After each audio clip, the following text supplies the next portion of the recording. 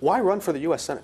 Well, I mean, look at our country right now with Donald Trump in the White House, where so many Illinoisans all across our state, I've been traveling the state talking to them, and people are scared, people are anxious, and they're looking for somebody to fight for them. And I'm hearing that message over and over again. And look, I woke up the day after Election Day, and my youngest daughter burst into tears when we told her the outcome of the election.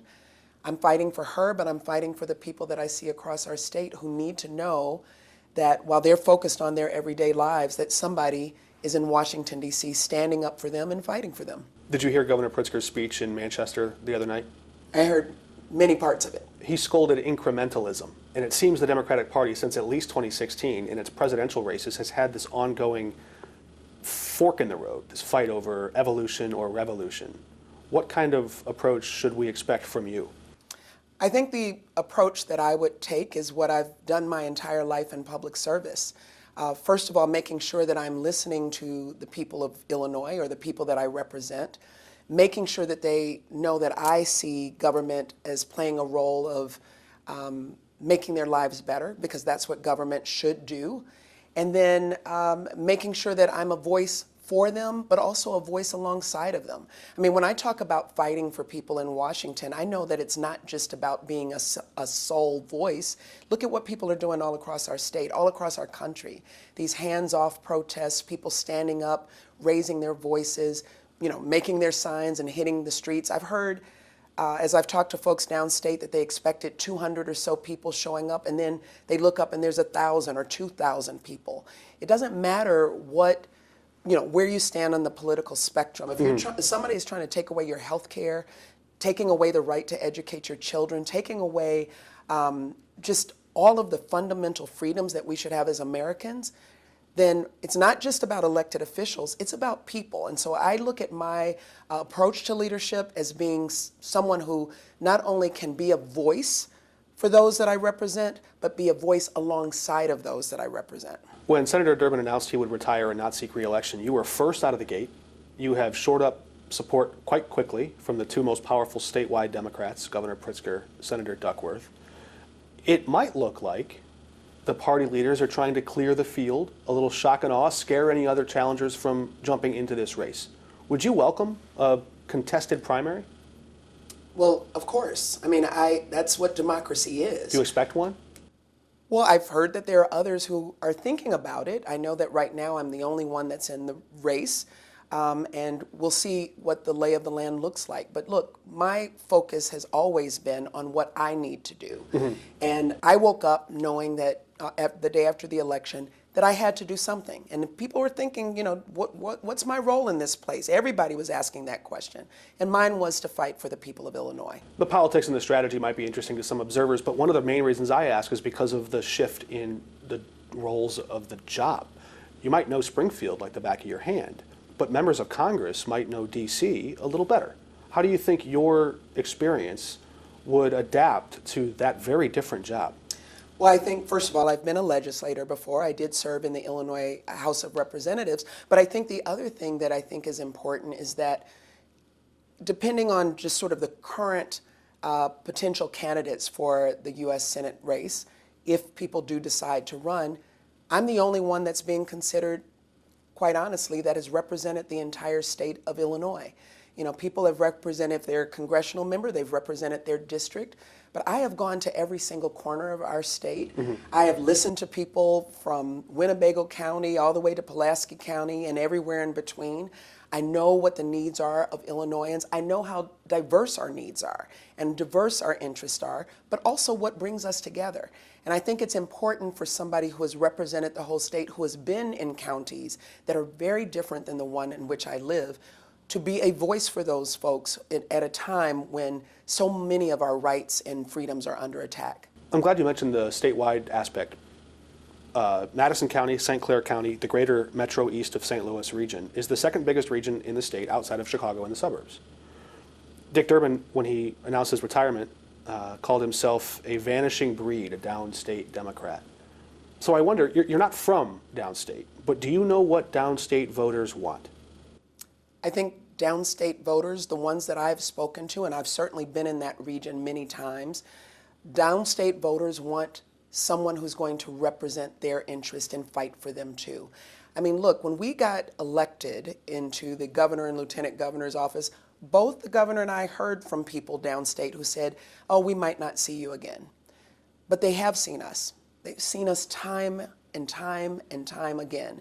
We've invested in downstate Illinois. We've created jobs. When we worked to end preschool deserts, we were right there in downstate Illinois. We have site selection now, #2 in the nation for site selection as we think about different places. So when we go to Mount Vernon or when I go down to Carbondale and to Murfreesboro and announce grant money for that area, these are the things that they want. Mm-hmm. They want to be able to take care of their families. They want to know that government is fighting for them and making their lives better. That's what we've done. We've raised the minimum wage. We've protected reproductive freedom. We've created thousands of jobs in every corner of our state. People are tired of just talking. They want to see action, and that's the kind of leadership we need to bring, I need to bring to Washington, D.C. We're meeting you halfway between St. Louis and Chicago. Well, I guess we came 30, you came 70, but about halfway here in Springfield in a union hall at the AFL-CIO. And I wonder, why do you think Democrats are losing some tradesmen, some labor voters? What's going on there? Well, look, I don't, pretend to know what every single voter is thinking, and I know that there's always some desire to analyze all that, but here's what I do know. Workers' rights are under attack by Donald Trump and Elon Musk and congressional Republicans. But do you think Democrats have gotten too cozy with corporate America? I don't know exactly what you mean by too cozy. What I know is that people's rights are under attack by this president, including workers' rights, including the rights of so many across our state. And I think there's going to be lots of analysis of why people became disillusioned in whatever way. And I think we do have to make sure that we are centering the needs of middle-class families, of working families, every single day. Let's talk about some of those needs if we can. Sure. It seems that from the D.C. perspective, the health care debate has basically been forgotten since the passage of Obamacare. There hasn't been much new. There have been a lot of big ideas. They've always kind of died on the vine. So if you could press a reset button, the moment, say you arrive as a new senator in 2027, what's the best national health care policy? Is it Medicare for all? Is it a public option? Is it something else? Look, Donald Trump is trying to strip away health care from millions of Americans. If we don't get to stop Donald Trump and the damage that he's doing, then a lot of these policy conversations, quite frankly, and I'm being honest with you, a lot of these policy conversations aren't going to matter. People want to talk about a specific policy, but yet every single day he is finding new ways to write an executive order or to say we're going to, $1 trillion of cuts in this budget, and then what are we going to do? I understand. So if we don't have somebody who is fighting Donald Trump and standing toe-to-toe with him, that's the first thing we have to do.